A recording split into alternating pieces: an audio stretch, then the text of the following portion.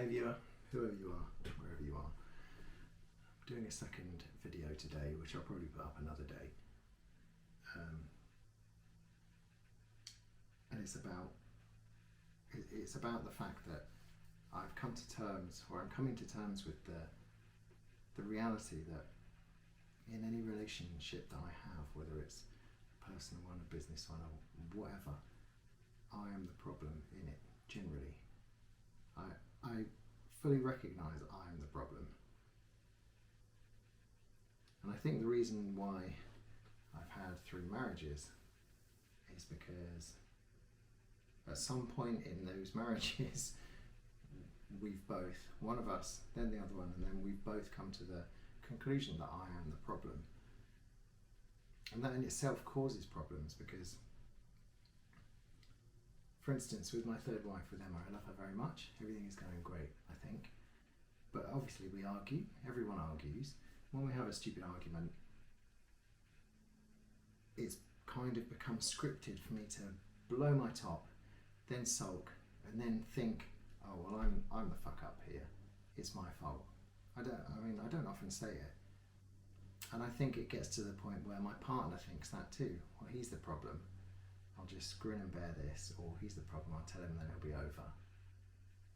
And that's fine, you know, because probably it is always my fault, because I am the problem. But what about the times when it's not? I don't like the fact that it's implied that I'm the problem. And I don't care in terms of, you know, I don't have a fight to be right. I don't want to be the winner.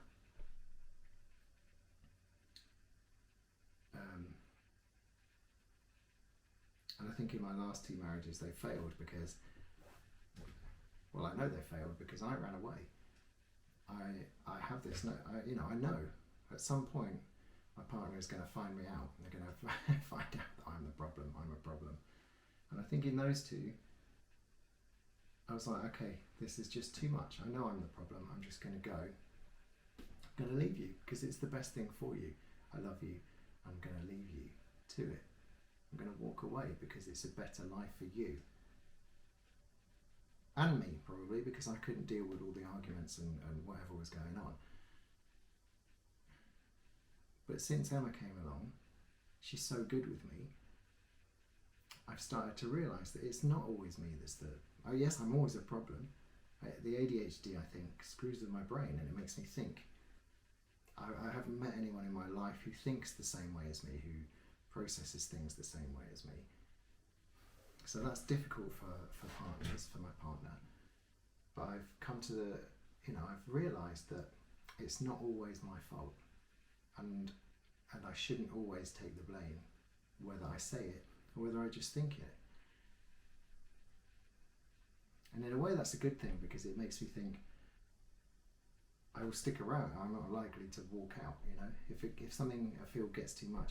And often that does, you know, we will have the tiniest argument over the stupidest thing and it's the end of the world for me.